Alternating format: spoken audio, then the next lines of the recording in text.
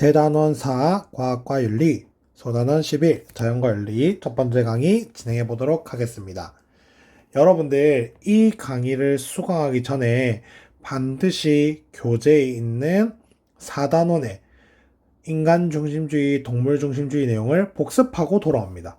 여러분들 저는 여러분들이 일단 이 강의를 꾸준히 듣고 있다는 것에 대해서 엄청 대단하다는 생각을 정말 진심으로 하고 있는데요. 여러분들 조금만 더 하면 되는 노력이에요. 이미 했잖아요. 자, 근데 제가 지금 방금 말했죠. 4단원 보고 오라 그랬죠. 근데 어떤 학생은 그냥 돌리겠죠. 뭐 그냥 뭐 과제는 해야 되고 사진 찍어서 올려야 되니까. 어떤 학생은 진짜 본다. 거기서 차이가 생겨요. 거기 차이가 생긴다.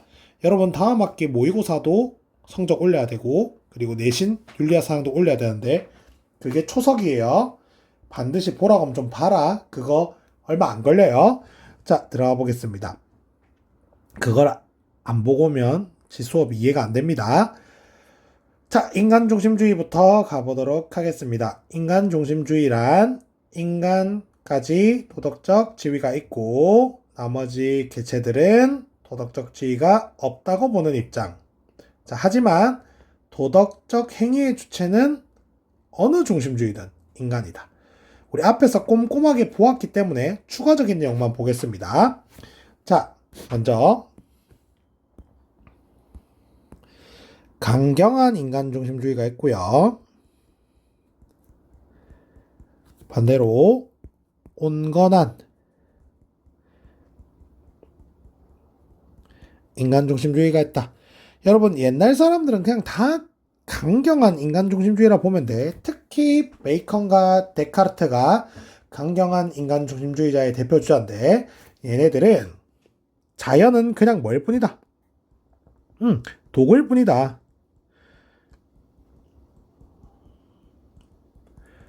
그리고 이분법적 세계관 기억납니까? 요거 앞에서 이미 했던 건데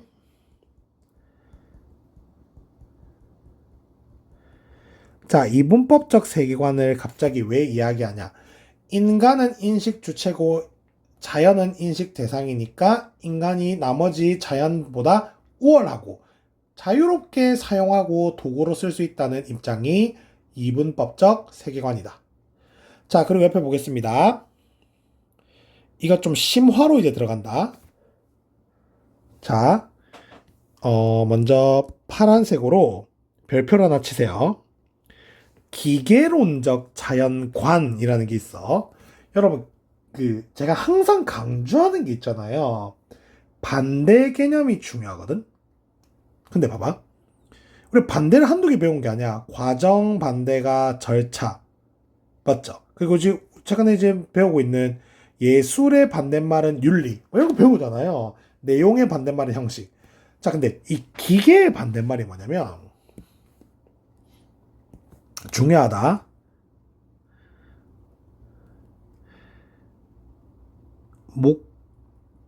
목적론적 세계관이에요.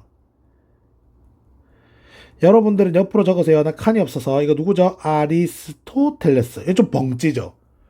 기계론적 자연관이랑 목적론적 세계관. 왜 반대말이야? 자, 봐라. 보세요. 아리스토텔레스가 더 옛날 사람이거든. 베이컨과 데카르트는 17세기 사람이고 아리스토텔레스는 예수님보다 나이가 많아요. 자, 근데 봐봐. 목적론적 세계관이라는 건 모든 존재에 목적이 있다는 거잖아. 근데 이제 데카르트가 봤을 때는 멍멍이 같은 개소리인 거예요. 무슨 자연이 목적이 있노? 여러분, 자연은 데카르트에게 뭐예요? 그냥 기계라고. 여기서 말하는 기계는 그 톱니바퀴 도는 태엽 기계란 말이야. 여러분, 기계가 목적이 있어요? 기계는 목적이 없어. 그냥 무목적으로 돌아가는 거야. 그래서 기계론적 자연관과 목적론적 세계관은 완전히 반대 개념이에요. 그럼 기계의 반대말은 목적이고 목적의 반대말은 기계라는 거야. 여기서는 기계론적 세계관은 자연은 목적이 없이 단순히 기계처럼 그냥 돌아가는 세계다. 이렇게 이해하는 거예요. 이게 중요합니다. 자, 그리고 온건한 인간 중심주의 패스모어라는 사람이 있는데, 자, 강경한 아이들은 그냥 쓰자. 이런 입장인데, 패스모어는 자연을 보호하자는 입장이에요. 자, 근데 중요한 거, 얘도 인간 중심주의야. 자연을 보호하는 이유는 자연 때문이 아니고, 누구 때문이다? 인류의 장기적 이익을 고려한다. 특히 무슨 세대? 미래 세대를 위해서 고려하자. 우리 방과후 수업 들었던 학생들, 그리고 온라인으로만 듣는 학생들도 제가 링크를 계속 넣어주고 있어요. 안 듣는 것 같던데, 조회수가 아예 안 올라가던데. 여러분들 어렵게 찍어서 올리고 있으니까 꼭 들으세요. 제가 방과후 수업 생활교육 하는 부분, 그 부분은 따로 영상으로 안 찍을 겁니다. 그걸 다 들어야 여러분 온전한 교재의 필기가 끝납니다. 미래세대 하면 또 올라야 되는 건 요나스입니다. 자, 넘어가겠습니다. 자, 근데 보세요. 이제 인간 중심주의 있잖아. 우리 예전에 인간 중심주의는 그냥 인간에게 도덕적 지위가 있다까지 끝났는데, 이제는 왜 도덕적 지위가 있는지까지 알아야 돼. 봐봐. 인간에게 왜 도덕적 지위가 있는데 했을 때 대답이 나와야 돼. 근데 그게 뭐야, 보통? 아리스토텔레스, 베이컨, 칸트, 데카르트. 이유가 다 똑같아요. 뭐, 사유능력은 이성이랑 같은 말이야. 결국 인간만 이성이 있고, 이성이 있는 애들이 자율적으로 할 수 있다. 칸트에서 말했죠. 그럼 봐봐. 아리스토텔레스, 베이컨, 칸트, 데카르트. 왜 인간만 있어요 하면 이성이 튀어나와야 돼. 자, 근데 아퀴나스는 뭐라고 해요? 신이 그렇게 정했습니다. 요거 이제 개별적인 것까지 암기하셔야 돼요. 자, 두 번째 동물 중심주의 가보겠습니다. 자, 동물 중심주의는 이제 꼼꼼하게 봐야 돼. 피터 싱어는 뭐 때문에 동물에 도덕적 지위가 있다? 쾌고 감수 능력. 레거는 걔네들이 무슨 가치, 내재적 가치, 권리. 여러분 요 파트는 제가 앞에서 강의에서 꼼꼼하게 설명했기 때문에 추가 설명 없습니다. 자, 그런데 여러분 제가 이거 본 수업에서도 한번 이야기했는데 이거 잘 한번 읽어보자. 봐봐. 여러분 피터 싱어랑 레건 모두 모든 동물을 보호하자는 애들은 없습니다. 피터 싱어는 쾌고 감수력을 지닌 동물, 레건은 내재적 가치 또는 무슨 주체, 삶의 주체에 해당하는 동물을 보호하자라고 이야기를 하는데, 여러분 봐봐. 근데 피터 싱어랑 레건에게 그냥 동물이라고만 되면 걔네들은 자연스럽게 쾌고 감수력이 있는 동물, 피터 싱어는, 레건은 삶의 주체에 해당하는 동물로 이해를 해요. 그러니까 그건 틀린 게 아니야. 피터 싱어나 레건에게 동물을 보호하자 하면 걔들은 걔들 방식대로 알아먹는다고. 근데 봐봐. 모든 동물을 보호하자 해버리면 피터 싱어 레건은 동의할 수 있는 사람이 없다. 그걸 제가 이야기한 거예요. 밑에 보겠습니다. 자, 그리고 이것도 좀 중요한데 봐봐. 잘 봐라. 우리가 내신 배울 때 두리뭉실 배웠는데 내가 두리뭉실 가르친 이유가 우리가 처음부터 모든 걸 완벽하게 하면 여러분들 힘들기 때문에 그때는 두리뭉실하게 갈 수밖에 없었는데, 자, 한번 봐봐. 여러분 보세요. 피터 싱어는 동물을 보호하는 게 이유가 뭐냐면, 잘 들어. 동물을 보호하는 게 동물 때문에 보호하자는 게 아니에요. 그러니까 피터 싱어는 무슨 주의자야? 공리주의자지. 피터 싱어가 관심 있는 거는 동물의 쾌락과 고통이에요. 그걸 우리 뭐라고 이야기하냐면 이익 관심이라고 표현해. 자, 봐라. 이것도 또 다시 설명해야 되나? 봐. 공리주의에게 쾌락은 이익, 고통을 피하는 것도 이익이야. 그럼 이익에 관심이 있다는 건 쾌락을 얻고 고통을 피하고 싶어하는 관심이야. 그게 있으려면 쾌고 감수 능력이 있어야 하겠죠. 여기까지도 됐나요? 자, 그럼 봐봐. 잘 보세요. 피터 싱어는 동물을 보호하자는 게 아니고 동물의 이익 관심을 지켜주는 거야. 쉽게 말하면 인간 너네들 고통받기 싫지. 그러면 동물도 고통 주지 마야. 동물의 권리를 보호하자는 애들이 아니에요. 동물이 가치가 있고 동물도 권리가 있다는 걸 레건이야. 이제 이 줄 거 어떤 두 개를 명확하게 구분을 하셔야 돼요. 이해되시죠? 자, 싱어랑 레건이 어떤 점이 차이가 있는지는 이미 앞에서 천천히 이야기했습니다. 자, 봐라. 싱어는 동물의 가치 권리를 보호하자고 한 적이 없어. 그냥 동물이 아프지 않게 해줘라.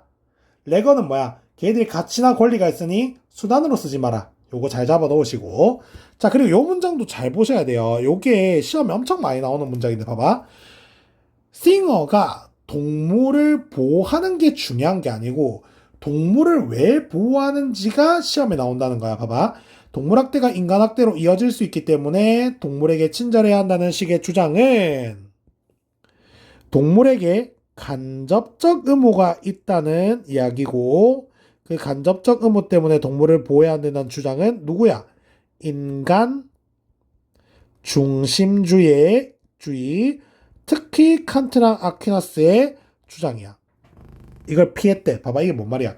동물 보호하는 게 중요한 게 아니고 왜 보호해야 되는지가 중요한데 동물학대가 인간학대로 이어질 수 있기 때문에 동물에 친절해야 한다는 간접적 의무식의 주장은 난 피하겠다는 거야.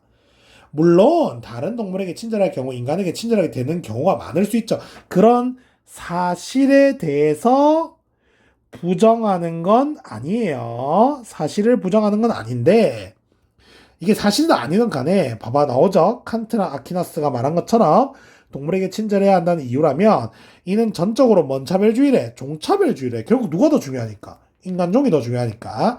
우리는 동물이 이익이 가지고 있기 때문에 이익이 뭐라고요? 한번 적어보자. 이제는 이익은 쾌락을 증진하거나 또는 뭐 고통을 줄이는 게 이익이야. 그 이익을 고려하되며 도덕적 배려의 대상으로 배제하는 것은 정당하지 않다. 됐죠? 자, 그리고 세 번째 가보겠습니다. 생명 중심주의. 자, 생명 중심주의에서 슈바이처는 중요도가 좀 낮습니다. 한번 보겠습니다. 슈바이처. 도덕적 지혜의 근거가 생명이래. 이거 벙찌죠? 어? 생명 중심주의는 뭐야? 생명까지 도덕적 지위가 있다는 입장이잖아. 인간, 동물, 생명까지. 그러니까 무생물은 아니죠. 왜 있는데요니까? 생명이니까. 이런 거야. 그러니까 이런 거임. 이게 봐봐. 이해가 안 되는 게 정상이야. 생명을 왜 보호해야 돼? 슈바이처의 대답은 생명이니까. 벙찌죠. 왜 시험 많이 안 나오는지 알겠죠? 자, 슈바이처 박사님. 그냥 생명이래. 받아들여야 돼, 이거는. 넓은 마음으로. 자, 테일러는 왜야? 걔들이 무슨 가치가 있기 때문에 내재적 가치가 예전에 한번 나왔죠. 누구야? 레건. 자, 그럼 잘 들어봐. 내재적 가치라는 건 수단이 아니라 목적으로 대우해야 될 권리잖아. 그럼 당연히 칸트도 이렇게 말할 수 있고 레건 말했죠. 테일러 말했죠. 자, 봐봐. 우리는 이제 앞에서는 봐봐. 집중해라. 앞에서는 그냥 인간 중심주의는 인간까지 내재적 가치, 동물 중심주의는 동물까지 내재적 가치 이렇게 했지만 이제 엄밀하게 따지면 내재적 가치를 이야기한 사람은 칸트, 레건, 테일러밖에 없어요. 쌤, 싱어도 가치 있는 거 그만. 싱어 방금 뭐라 했어요? 걔들은 가치가 있어서 보호하는 게 아니라고. 그럼 봐봐. 요 말을 썼기 때문에 요 세 명 출제가 많이 되는 거야. 묶어서 가불병으로. 잘 봐라. 레건은 동물까지 내재적 가치지만 테일러는 생명까지. 자, 슈바이처 먼저 볼게요. 슈바이처의 사상은 생명, 외경, 사상, 생명을 경외하라. 존경하고 두려워해라. 자, 그래서 앞에 줄 한번 꺼볼게. 생명은 지상 최고의 가치로 정한다. 그리고 생명에 대한 자세를 가지고 선악 판단 기준을 삼겠대. 그래서 뭐라고 했어요? 우리 배웠잖아. 생명을 유지하고 고양하는 것은 진짜 오케이. 고양하는 것은 선이며 그리고 이것을 파괴하고 억압하는 것은 뭐라고 했죠? 악이다. 이렇게 배웠죠? 자, 그리고 세 가지 원칙. 자, 볼게요. 자, 생명은 여러분 봐봐. 우리 그 인간 중심주의는 주어가 모든 인간이 될 거거든. 한번 볼까? 그러니까 이게 도덕적 지위가 가지는 게 모든 인간이란 말이야. 근데 우리 여기 동물 중심주의는 무슨 동물이 아니에요? 모든 동물이 아니었죠. 근데 여러분 봐봐. 생명 중심주의는 이제부터 모든 생명이 도덕적 지위를 가지는 거다. 자, 그럼 봐봐. 모든 생명은 지금 계속 말한다. 주어가 뭐라고요? 모든 생명은 살고자 하는 의지가 있기 때문에 무슨 가치를 지닌대요? 동등한 가치를 지닌데 이게 뭐야? 생명의 동등성. 더 귀중한 생명과 덜 귀중한 생명은 없다. 자, 근데 다음이 이제 문제죠. 어쩔 수 없는 상황이 있잖아. 내가 살기 위해 동물을 죽여야 되는 상황이 있죠. 자, 그때는 어쩔 수 없이 생명의 뭐가 생긴다는 거임? 차등하는 경우가 있다는 거야. 자, 근데 그럴 때는 봐봐.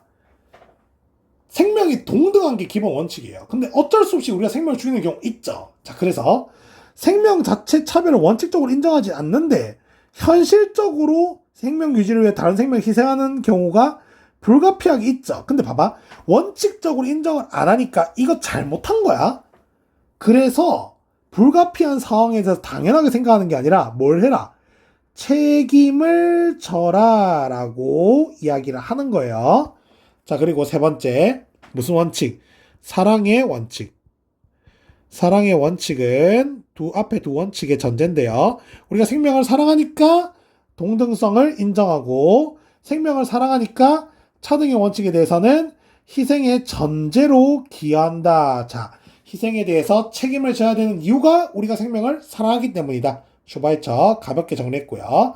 자, 우리가 잘 봐야 되는 건 당연히 폴 테일러. 수능에 너무 많이 나온다. 테일러랑 레오폴드는. 자, 보겠습니다.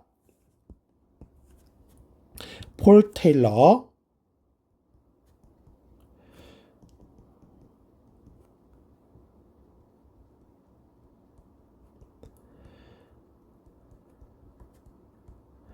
자, 폴 테일러의 책이 중요하다 그랬죠? 책 이름은 자연에 대한 존중윤리다. 자, 그런데 이 자연은 모든 존재가 아니고 모든 뭐까지가 자연이야? 모든 생명까지다. 자, 이 사람의 시그니처 개념 너무 중요한데요. 이게 뭐야? 목적론적 삶의 중심. 여러분, 이거 제가 내신 때 냈죠? 제가 내신에 내는 거는 수능에서도 외워야 하기 때문이야. 주어는 모든 생명. 여러분, 근데 앞으로 모든 생명을 생명 중심주의에서는 유기체를 모든 생명이라 부르고 뒤에 배우는 생태 중심주의에서는 모든 존재를 유기체라고 배워요. 자, 일단 한번 보자. 모든 생명은 유기체. 유기체는 뭐냐면 서로 의존해야 살아갈 수 있는 존재를 유기체라고 부릅니다. 여러분, 생명 중심주의에서 유기체는 모든 생명이고 생태 중심주의에서는 모든 존재인데 여러분 이런 거 안 해도 돼요. 자, 보겠습니다. 자, 모든 생명체는 고유한 방식으로 고유한 선이래. 근데 옆에 선을 뭐라고 표현해요? 목적이라잖아. 아, 미안. 필기 잘못했다. 죄송해요. 빨리. 고유한까지만 적으면 됨.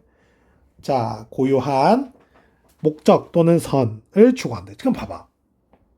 선을 목적으로 생각하는 거니까 누구의 영향을 받는 거야, 이게? 목적론적 삶의 중심은 누구의 영향을 받는 거야? 아리스토텔레스의 목적론적 세계가 영향을 받은 거예요. 자, 그럼 고유한선이 뭐냐? 생존, 성장, 발전, 번식이고요. 자, 그럼 이제 봐봐. 생존, 성장, 발전, 번식하는 게 나무랑 강아지랑 인간은 다 다르죠. 그러니까 걔들만의 고유한 방식이 있는 거고. 자, 그럼 봐봐.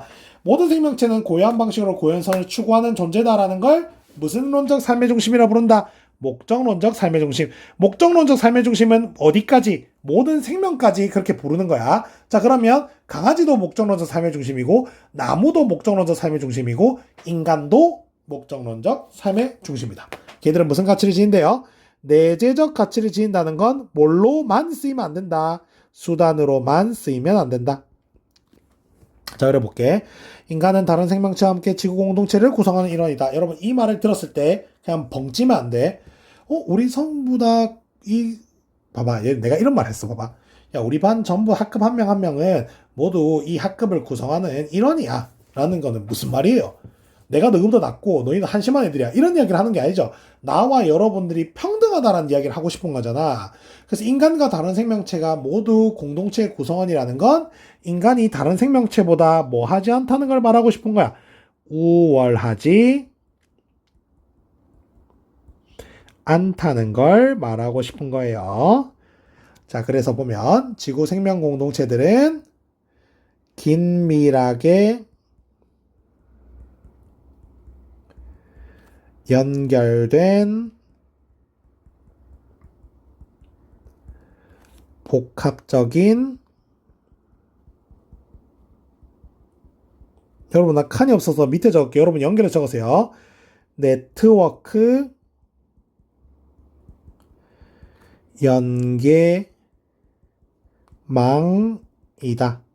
여러분 네트워크라는 게 연계망이에요. 봐봐.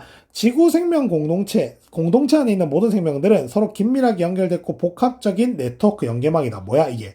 모두가 의존하고 있는 무슨 체다? 유기체다라는 이야기를 하는 거예요. 서로서로 의존하고 있으니까 하나만 빠지더라도 무너지겠죠. 그러니까 걔네들 하나하나를 존중해야 하는 거야. 자, 그리고 봅니다.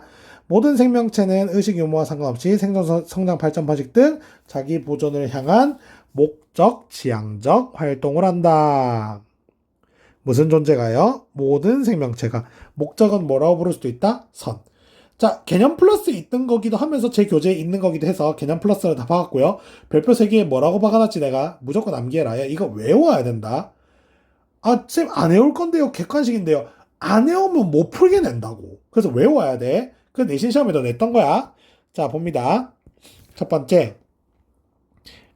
악행 금지의 의무. 같은 말로 불침의 의무인데 수능을 준비한다면 이제 두 가지 표현을 다 내야 돼요.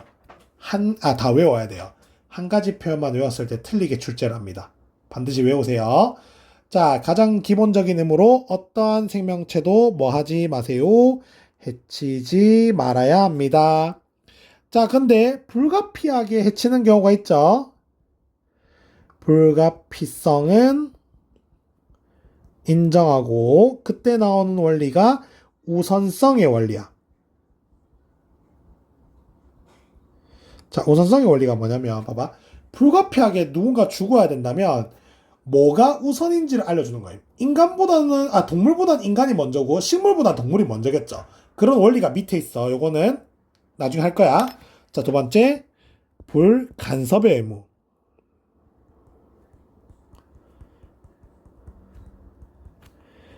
자, 불간섭의 의무는 보자.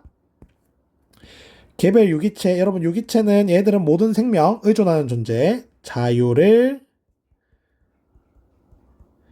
간섭하거나 생태계를, 여기서 말하는 생태계는 모든 생명까지야. 조작, 통제, 개조하려고 하는 시도를 하지 말아야 된다. 자, 이게 뭐야? 여러분, 닭을 예로 들어볼까? 닭은 원래 그냥 밖에서 뛰노는 애들이잖아요. 근데 걔들을 양계장에 잡아서 좁은 데에 넣어놓고 걔들의 삶의 방식을 조작하고 걔들을 안락해 하게 해서 불 껐다 켰다 하면서 통제하고 걔들 원래 그렇게 안 살잖아. 걔들 삶의 방식을 개조하는 이런 자유를 간섭하는 것은 하면 안 되는 거야. 그래서 걔들이 자유롭게 살도록 내비두는 거야. 그러니까 자유롭게 살라는 게 뭐야? 걔들 원래 사는 방식대로 살게 내비둬야 된다는 거예요. 자, 그 다음 세 번째. 성실의 의무. 여러분, 이 성실의 의무가 저도 이번에 우리 수석 스님한테 배웠는데 이게 충실의 의무랍니다. 그 충실이 뭐냐면 나에게 충실히 대해줘, 나에게 최선을 다해서 대해줘, 뭐 이런 의미란 말이야. 그 옆에 뜻은 신의의 의무. 신의가 뭐야? 믿는 거죠. 그래서 봐봐. 인간이 즐거움과 쾌락을 위해 야생동물을 사냥, 낚시하거나 덫을 놓는 행위를 뭐 해야 된다? 그런 기만 행위를 하지 말라는 거야. 기만이 뭐야? 속이는 거죠. 그냥 봐봐. 야생동물을 사냥, 낚시하고 덫을 놓는 게 걔네들을 속이는 거니까 신의를 저버리니까 신의의 의무기도 한데 성실은 뭐야? 그 야생동물에게 충실하게 대하지 못했다는 거야. 그래서 야생동물을 충실히 대하고 걔들을 속이지 않는다면 신의의 의무, 성실의 의무 같은 뜻. 요거를 이제 지키는 게 되는 겁니다. 자, 그리고 네 번째. 보상적 정의의 의무. 자, 만약에 다른 생명체에 해를 끼쳤다면 피해 뭐 해야 된다? 보상해야 된다는 게 보상적 정의 의무. 여기까지 내신했었고 추가적인 내용 한번 보겠습니다. 우선성의 원리입니다. 여러분 지금 우선성의 원리까지 수능에 내려고 계속 하고 있는 분위기야. 근데 이거 내 생각에 외우는 것까지는 좀 에바고 여러 번 읽어보세요. 자, 봅니다. 인간의 이해관계와 동물의 이해관계, 식물의 이해관계가 충돌이 난 경우에 뭐가 먼저일까 하는 게 우선성의 원리인데요. 자, 자기방어 원리 보자. 읽어볼게. 위험하거나 위협적인 유기체들에 대항해 도덕적 행위자 누군데? 누군데? 인간이야. 벙찌지 마. 그들을 파괴함으로써 자신이 지키고 보호할 수 있다는 원리. 이해되죠? 갑자기 강아지가 나 물라고 막 달려들었어. 막 내 손을 막 깨물었어. 그때 강아지를 때릴 수 있고 죽일 수 있다는 거예요. 자, 비례의 원리 볼게. 균형의 원리. 인간의 부차적인 이해관계. 부차는 몇 등? 2등의 이해관계랑 뭐 명품 소비를 위한 동물 가죽. 동식물의 기본적인 이해관계가 충돌할 경우, 1등이 충돌할 경우 뭐가 먼저래요? 당연히 얘들이 먼저겠죠. 야, 너 명품 소비를 위한 동물 가죽 쓰는 것 때문에 동물을 죽이면 되겠어요? 안 되겠죠. 그래서 동식물의 1번이랑 인간이 2번이 부딪혔을 때는 동식물의 1번이 먼저다. 자, 그리고 요거는 나는 나올 수도 있다 봅니다. 요거에 조그맣게 별표 엄청 중요한 건 아니라서. 자, 보면 인간의 2등 이해관계이긴 한데 문명사회에서 고유해야 된다는 가치를 지닌 것으로 평가한 것과 동물의 기본 이해관계가 충돌할 경우에는 열린 자세로 이해관계를 고려해 피해를 최소화할 대안을 검토해야 된다. 자, 봐봐. 이때는 뭐가 먼저라는 거임? 자, 봐봐. 이런 거야. 그러니까 여러분 봐봐. 여러분 예를 들면 우리 문화유적들 있잖아. 그 뭐 아파트를 지으려고 하다 보니까 그 땅을 팠는데 밑에 뭐 이제 고대 유적이 발견된 거예요. 엄청 많이 발견된 거야. 그럼 그 유적을 보호해야 되겠죠. 근데 봐봐 여러분 고대 유적을 보호 안 한다고 우리가 죽어요? 그건 아니잖아. 근데 이제 유적을 보호하기에 그 유적 보호하는 그런 뭔가 박물관 같은 걸 만들려고 해. 근데 그 박물관을 만들다 보니까 동식물이 원래 옆에 살고 있었는데 걔들 다 쫓아내야 되는 상황임. 여기까지 이해돼요? 자, 근데 봐봐. 원래는 그러면 안 돼. 원래는 그냥 동물이 먼저잖아. 우리 그 유적 없나고 죽는 건 아니잖아요. 하지만 인간의 문명사회에서 좀 중요한 가치잖아, 그것들이. 그럴 때는 동물, 식물 쫓아내고 지어라 말이야. 하지만 지을 때 동물에게 피해를 최소한으로 줄 수 있는 방법을 고민해보라는 게 최소 해악의 원리예요. 자, 분배적 정의 원리 봅시다. 기본적 이해관계랑 동물의 기본적 이해관계. 얘들 둘 다 기본적 이해관계로 부딪힌 거야. 둘 다 기본적 이해관계가 부닥칠 때는 누가 우선이겠어요, 당연히. 어쩔 수 없이 인간이 먼저라는 거예요. 자, 그리고 보상적 원리, 보건적 정의 원리는 위에 있는 내용이랑 같기 때문에 꼭 한번 읽어보세요. 넘어가겠습니다. 다음 단원이네. 자, 여기까지 하겠습니다. 고생하셨습니다.